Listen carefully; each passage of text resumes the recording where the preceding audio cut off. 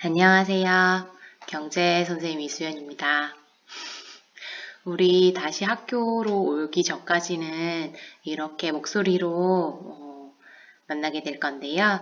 기본적인 강의는 EBS 강사의 강의를 따라서 들으시면 되고요. 그 강의에 맞게 제가 학습지를 올려드릴 거고, 되도록이면은 학습지를 강의랑 그리고 여러분한테 주어진 경제 교과서를 가지고만 한번 해보시고, 그거를 약간 벗어나는 내용이 있을 수도 있어요. 그래서 그런 내용들은 제가 풀이 영상을 통해서 같이 설명을 해드리겠습니다. 이번에 맨 첫 주차는 2강이 있었는데요. 그래서 이거를 다 하셨는지 모르겠어요. 이 다음부터는 아마 한 강씩, 한 주에 한 강씩 예정이고요. 맨 처음 내용은 좀 내용이 가벼워서 2강을 했습니다. 네, 보시면 맨 처음에 경제활동이 3가지가 나오죠. 경제활동의 유형 3가지를 꼭 기억해 주셔야 돼요. 그래서 생산 같은 경우엔 경제적인 가치를 창출하는 활동이죠. 그래서 재화의 제조뿐 아니라 뭐죠? 저장, 운반. 운반은 차로 서울에서 부산까지 이런 식으로 옮기는 거고요. 저장은 창고 같은 거 생각하시면 돼요. 보관, 판매 등도 포함된다는 거고요. 우리 영상에서 보셨을 거예요. 분배 같은 경우에는 각각 노동, 토지, 자본을 생산에 제공한 대가로 받는 거죠. 노동에 대한 대가 뭐죠? 임금.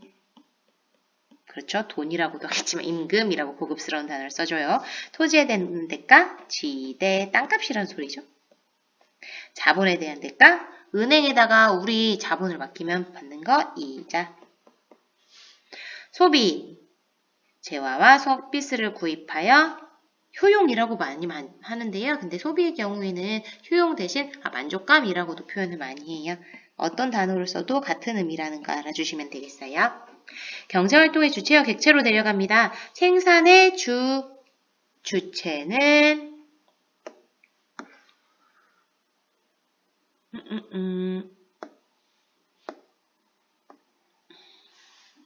생산의 주체는 기업이고요. 소비의 주체는 가게죠.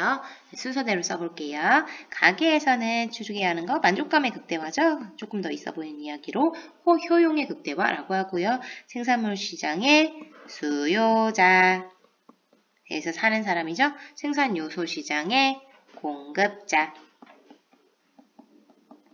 기업의 경우에는 생산활동의 주체가 되고요. 얘는 만족감이라고 하기도 그렇지만 돈을 많이 벌면 만족감이 있겠죠. 우리 조금 더 정확한 이야기로 이윤의 극대화를 추구하고요. 생산물 시장의 공급자. 생산요소 시장의 뭐죠? 수요자. 정부는 돈을 벌려고 하는 게 아니죠. 사람들이 국가에 있는 국민들이 더 잘 살게 되는 걸 추구하는 거죠. 그걸 여러분 말로 사회적 후생의 극대화라고 합니다. 아래에 보면은 외국은 점점점 무역이 활발해지면서 자유무역이 활발해지고 세계화로 영향력이 커지고 있다. 이렇게 해주시면 될 것 같고요. 얘네들이 가게와 기업과 정부가 외국이 뭔가 사고 팔 게 있어야 될 거 아니에요? 그걸 객체라고 하죠. 생산물, 서비스와 재화가 거래되는 시장은 간단해요. 생산물 시장. 여기죠, 여기. 그래서 재화와 서비스를 기업이 팔면 가게가 그것을 구입하고요. 대신 뭘 줘야겠어요? 그렇죠. 상품, 대금, 돈을 줘야 되는 거죠. 생산 요소는 아까 뭐가 있었죠? 우리? 어디야? 위에? 그렇지요. 노동. 회사에 가서 일하죠. 토지. 회사 건물 건물 지을 땅이 필요해요. 자본. 등이 필요하고요. 얘네들은 생산 요소니까 생산 요소 시장에서 거래됩니다. 여기죠. 그래서 가게들이 가지고 있는 노동력이나 토지나 돈을 이렇게 기업한테 제공해주면 기업은 그걸 통해서 생산을 통해서 가게에게 벌어들인 돈으로 노동에 따른 임금, 토지에 따른 지대, 자본에 따른 이자를 주는 형식이죠. 여기까지가 주요 내용이었고요. 그러면 문제를 한번 풀어볼게요. 자, 가와 나에 나타난 경제활동에 대한 설명으로 옳은 것은 이에요. 가는 지금 뭐 하고 있어요? 컵라면 사 먹고 있죠? 소비. 나는 은행이에요. 돈을 받고 있고 이자를 받고 있네요. 그에 따른 누군가가 이 돈을 갖고 가서 생산활동을 했겠지? 분배예요. 1번부터 볼게요. 가와 나는 모두 생산활동이다? 아니죠. 가는 이윤의 극대화가 아니라 효용의 극대화를 추구하기 위한 거고요. 3번 가는 재화나 서비스를 만드는 거 아니죠. 4번에 나는 자본을 투입한 대가 그렇죠. 5번에 나는 상품을 구입하여 만족감을 얻는 활동이다. 이거 뭐에 대한 설명이죠? 가에 대한 설명이죠. 다음으로 넘어가 보겠습니다. 2번이에요. 가다에 해당하는 경제활동의 유형을 보기에서 골라 바르게 묶은 것은 입니다. 보시면 지금 얘는 분배, 얘는 생산, 얘는 소비에 해당하는 거죠. 그럼 아래에 있는 것도 볼까요? 기억이 좀 어려울 수도 있어요. 판권을 사서 국내 영화 시장에 공급했대요. 이거 소비 아니야? 공급, 생산인가? 지금 밖에서 사와서 여기에 사서에 집중할 게 아니라요. 국내 영화 시장이 공급하면서 그 생산물의 가치가 더 커졌죠? 생산이에요. 두 번째, 분배죠. 임대 수익이니까. 세 번째, 샀대요. 여기 회사 경영 이런 데 꽂히시면 안 돼요. 소비입니다. 그러면 바르게 연결한 것은 몇 번? 네, 3번. 마지막이에요. 가는 어떤 경제활동 중에 하나래요. 뭘까? 노동, 토지, 자본을 투입해서 뿅 하고 상품을 만드는 거 생산이죠. 1번 가는 재화나 서비스를 구매하는 활동이다. 이거는 소비에 대한 설명이죠. 2의 가해 활동은 주로 가게에 의해 이루어진다. 아니죠. 기업이에요. 3은 기억에 대한 대가는 이자, 아니죠. 임금이고요. 디귿에 대한 대가는 임금, 아니요. 이자죠. 4번 리을은 경제활동의 주체가 아니라 주체는 활동하는 거잖아요. 기업이나 가게나 정부나 외국이죠. 이건 거래 대상이니까 객체예요. 이런 데 헷갈리시면 안 돼요. 5번은 가게는 기억, 니은, 디귿을 공급하는 주체 맞죠? 이거는 여러분이 직접 해보라고 덩그러니 남겨둔 거예요. 원래는 각각 부분마다 해야 하는 건데 저는 그냥 이해를 돕기 위해서 크게만 쓰고 넘어갈게요. 생산물 시장에서 거래되는 건 재화와 서비스죠. 누가 생산해요? 기업이 생산해서 가게에게 팔고요. 가게는 무료로 받는 게 아니죠. 이에 대한 상품 대금을 지급합니다. 생산 요소 시장에서는 생산물이 만들어지는 애들을 거래하는 거죠. 누가 공급하냐면 가게가 기업한테 뭐가 있었냐면 노동, 토지, 자본 같은 게 있었죠. 기업은 가게한테 그에 대한 대가를 줘요. 근데 여기서 그냥 대금이라고 퉁치지 않아요. 노동, 임금, 지대, 자본은 이자를 제공해요. 정부는 가게한테 공공재나 공공서비스 양쪽에 주고요. 대신 세금을 납부하죠. 이렇게까지가 1단원이었어요. 그럼 두 번째로 넘어갈게요. 경제학습 노트 2예요. 색깔을 좀 바꿔볼까? 하늘색 예쁘네요. 두 번째 갈게요. 두 번째에서는 우리 본격적인 희소성을 하고요. 우리 그래프도 나왔을 거예요. 그래프는 여러분이 연습을 많이 해봐야 되는데요. 내용을 잘 알고 있는 친구들도 연습을 하지 않으면은 그래프를 잘 못 그리더라고요. 그래서 이거에 대해서는 좀 여러분이 한번 공들여서 연습을 해볼 필요가 있어요. 맨 처음에 희소성은 뭐에 비해서 자원이 부족한 거냐면 욕망이죠. 두 번째, 얘는 상대적이고요.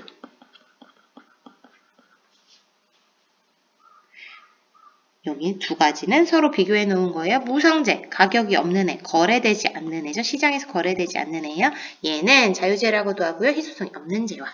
이런 애들이죠. 이에 반해서 얘는 반대니까 유상재겠고요. 너무 내가 작게 만들어서 경제재예요. 같은 말입니다. 이 그래프를 그려볼까요? 유상재 경제재의 그래프는 보통 있는 일반적인 그래프죠. P는 price, 여긴 0, Q는 quantity입니다. 발음이 뭐 이상한 거는 이해해 주셔야 돼요. 이런 식으로 우상향하는 공급 곡선과 우하향하는 수요 곡선이 있고요. 얘네들이 만나는 지점에서 뿅뿅뿅뿅 해서 그 상품의 가격이 결정되고요. 하는 김에 더 해볼까? 여기에서 수량이 결정되죠. 요 그래프가 기본 그래프예요. 이거를 여러분이 중학교 때도 배웠어요.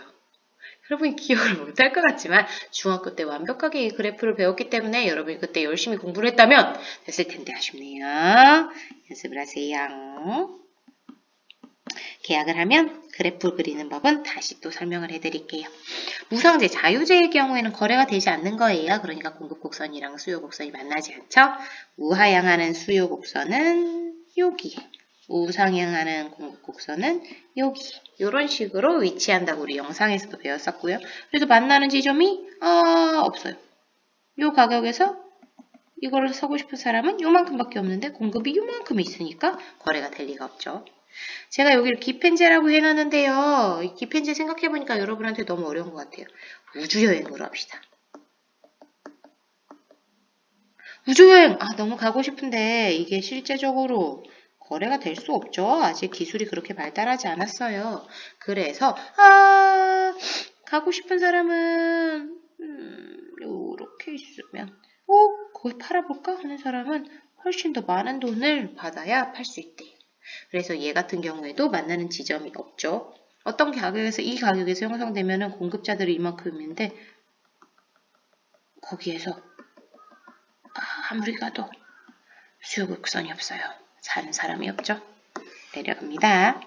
경제 문제가 발생하는 거는 우리 계속 이야기하고 있죠. 뭐 때문이냐면 희소성. 그래서 경제의 세 가지 문제가 발생해요. 얘는 사실 문제에 많이 나오는 편은 아닌데요. 꼭 하나씩은 나오니까 한번 읽고 지나갈 필요 있어요. 무엇을 생산할 것인가? 이거를? 어떻게? 생산 방법을 결정하는 거죠. 누군가에게. 얘는 효율성과 형평성을 둘 다 보는 거예요. 누구에게 분배를 해줄 것인가에 가까운 이야기예요. 문제 풀어볼게요.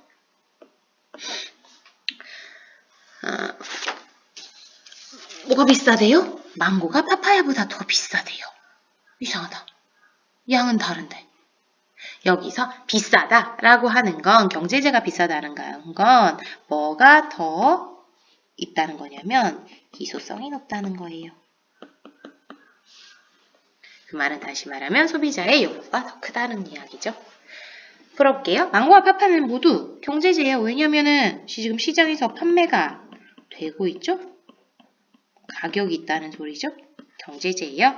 니은 파파야는 희소하지 않은 무상제 아니죠. 경제제예요. 유상제예요. 거래되고 있잖아요.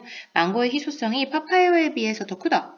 그러네요. 그러니까 더 비싸죠. 망고에 대한 인간의 요구가 파파야에 비해서 작다. 아니요. 크죠. 그래서 비싼 거죠. 아래로 내려올게요. 이번에 보시면은 기업 욕망에 비해서 충족시켜줄 수 있는 자원이 희소성입니다. 볼게요. 기억이 희소성이 작은 재화는 생활에 필수적이지 그렇게 단언할 수 없죠. 예를 들어서 공기는 우리를 숨 쉴 수 있게 해주는 사랑스러운 것이에요. 하지만 사람들이 필요한 것보다 존재가 무한대로 많기 때문에 거래되지 않는 것뿐이죠. 필수적이 않다고 이렇게 단언할 수 없어요. 니은 맞고요. 디귿 싼 값에 거래된다. 아니죠. 비싸게 거래되겠죠. 아니요. 비싸게 거래되는데 거래가 되지 않는 거겠죠. 리을의 니은과 디귿은 시대나 장소에 따라서 달라지기도 한대요. 그렇죠. 석유를 사용할 기술이 없을 때는 석유 가격이 엄청 쌌겠지. 혹은 아예 거래가 안 됐겠죠. 이 더러운 거 했지만 석유를 이용할 수 있는 기술이 많아지면서 커지면서 석유는 엄청 비싸졌어요. 요새 석유 가격이 좀 많이 떨어졌지만. 마지막입니다. 이거 애매할 수 있어요. 특히 이과 애들은 조금 헷갈릴 수도 있는 그런 거지.